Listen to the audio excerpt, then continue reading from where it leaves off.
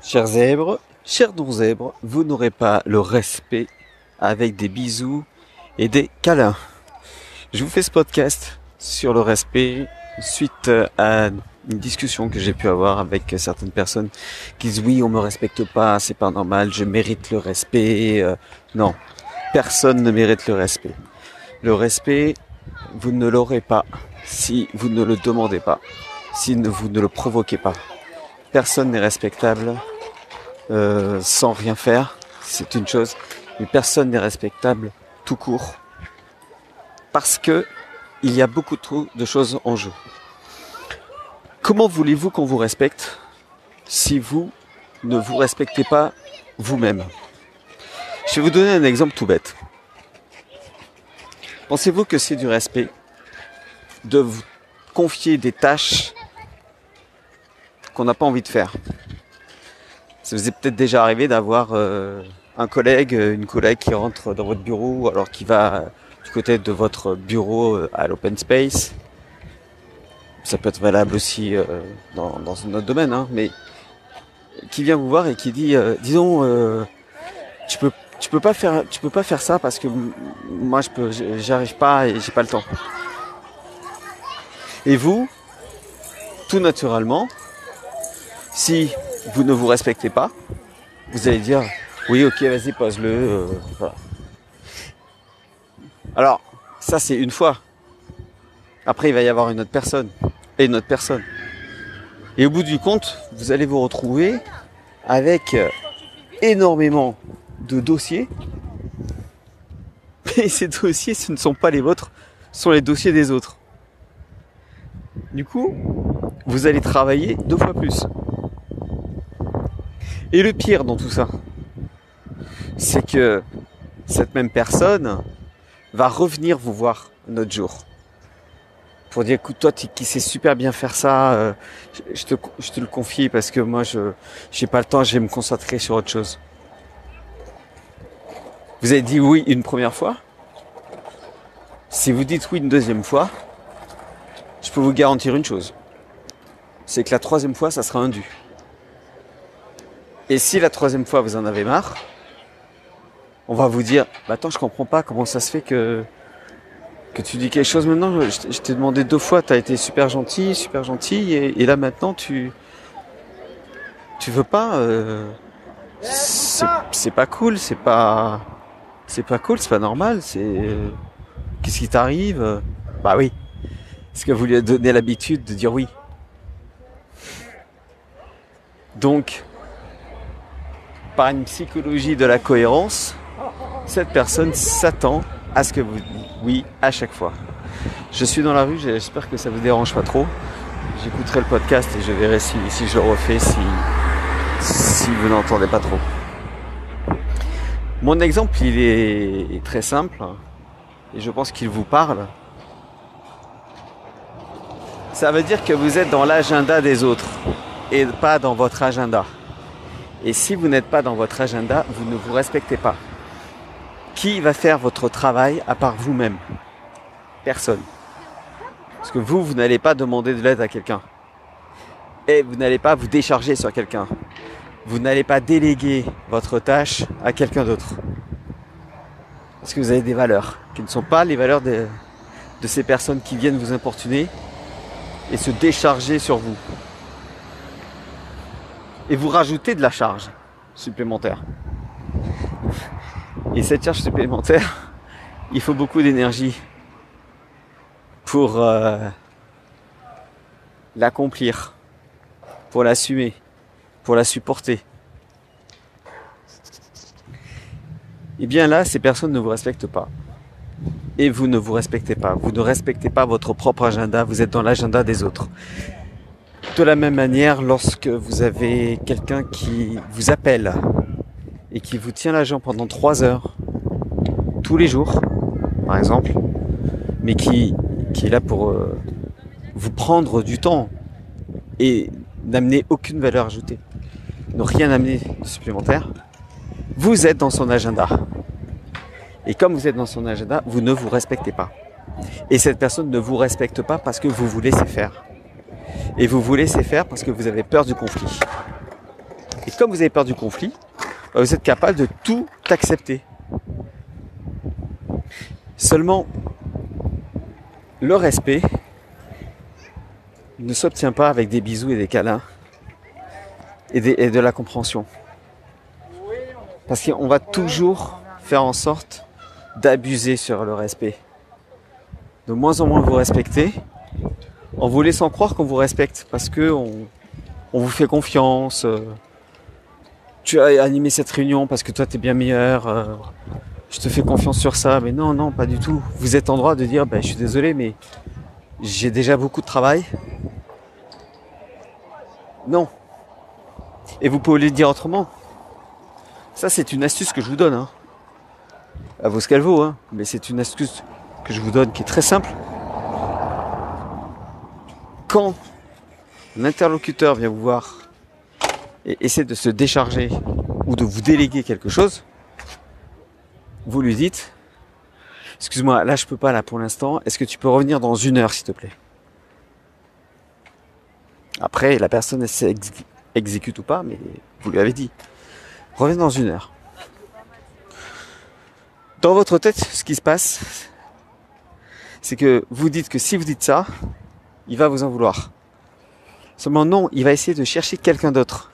Parce que ces personnes-là qui délèguent, enfin qui cherchent à déléguer leur propre travail, ce sont des gens qui ne font rien dans l'entreprise, qui sont payés à rien faire.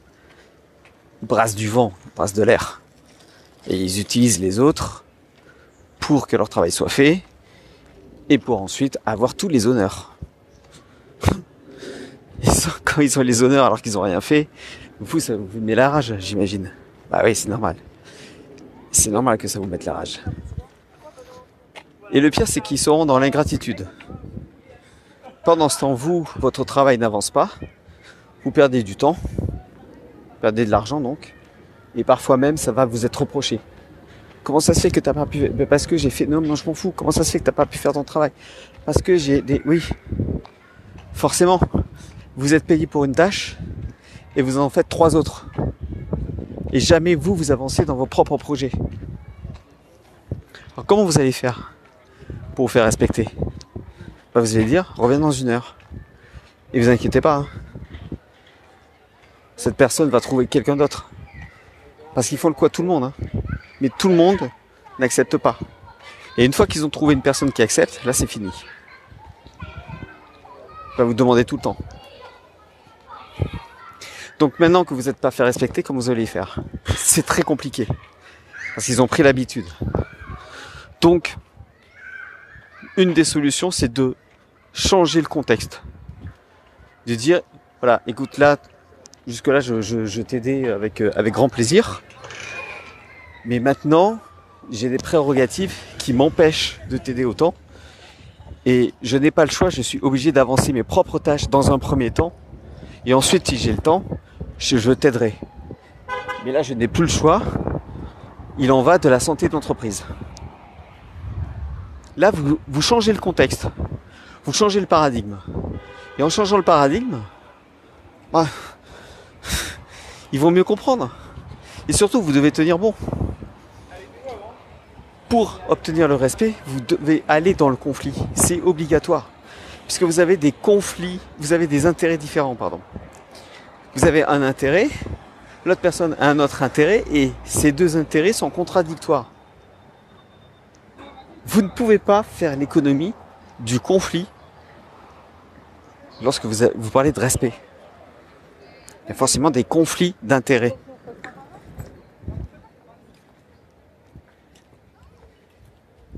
Et respecter, se faire respecter, c'est la même chose.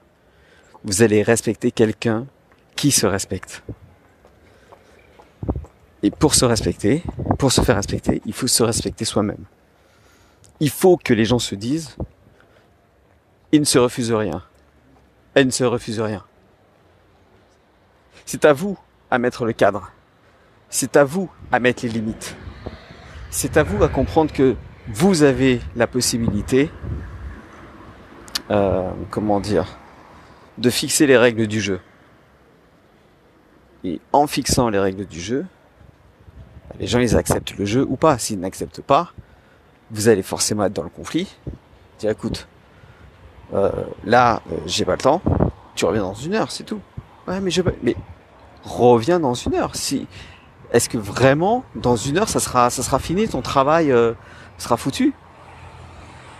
Généralement, il va vous dire non, parce qu'il sait très bien qu'il fait ça pour gagner du temps, lui, sur son propre agenda. On peut pas résumer le respect en un podcast de 20 minutes, hein. C'est évident, c'est sûr. Mais pour être respecté, vous devez avoir l'image de quelqu'un qui se fait respecter. Parce que les gens ne sont pas capables de respecter quelqu'un comme ça, à la va-vite. Vous devez montrer que vous méritez ce respect. Et malheureusement, si jusqu'à présent, vous n'avez pas montré que vous devez être respecté, vous pensez qu'en étant gentil, en aidant tout le monde, en faisant des sourires, en ne créant pas de vagues, vous pensez que vous allez être respecté? Non, mais pas du tout. Ça marche pas comme ça. Vous ne serez jamais respecté avec des bisous et des câlins. Là, il y a un peu de vent. Là, j'imagine que c'est un peu pénible à écouter. Je vais mettre contre le vent. Voilà. Oui, vous ne pouvez pas être respecté si vous-même, vous pensez que vous ne méritez pas ce respect. Lorsque quelqu'un se fout de vous, lorsque quelqu'un critique votre travail, lorsque vous êtes libre soit d'accepter cette critique et de dire ok, il a raison, soit de dire excuse-moi, mais là, je te suis pas du tout. Ou alors, excuse-moi, mais est-ce que tu es en train de te foutre de moi? Parce que ça, j'aime pas trop. Est-ce que ça, c'est difficile? Peut-être. Mais ce qui est sûr, c'est que vous devez passer par là pour vous faire respecter. Vous ne pouvez pas faire l'économie d'aller dans le conflit pour vous faire respecter. La plupart des gens ne sont pas assez intelligents pour ça. Et surtout, vous devez vous dire, voyons, cette personne qui est en train de me critiquer, est-ce qu'elle est légitime? Quel est son but? Quelle est son émotion? Qu'est-ce qui a pu la faire changer d'avis? Comment ça se fait qu'elle ne me respecte pas? Voilà, être dans l'empathie. L'empathie, vous mettez à la place de l'autre et vous restez à la vôtre. Comme ça, vous dites pas ouais c'est toujours ma faute, de toute façon personne ne m'aime, de toute façon voilà il se fout de ma gueule, etc. Non non, c'est peut-être pas ça, c'est peut-être vous qui pensez qu'il se fout de votre gueule, mais en fait non. Mais pour être sûr, il faut lui demander. Excuse-moi, tu fais un signe bizarre là par rapport à moi. Est-ce qu'il y a un problème avec moi Alors ça va peut-être pas lui faire plaisir, mais vous au moins vous irez à l'info. Et à ce moment-là, vous pourrez savoir s'il y a du respect ou pas. Et si vous devez montrer que vous méritez ce respect. Alors c'est pas l'histoire de dire, écoute, je mérite le respect, donc tu me parles pas comme ça. Non, non, c'est pas ça.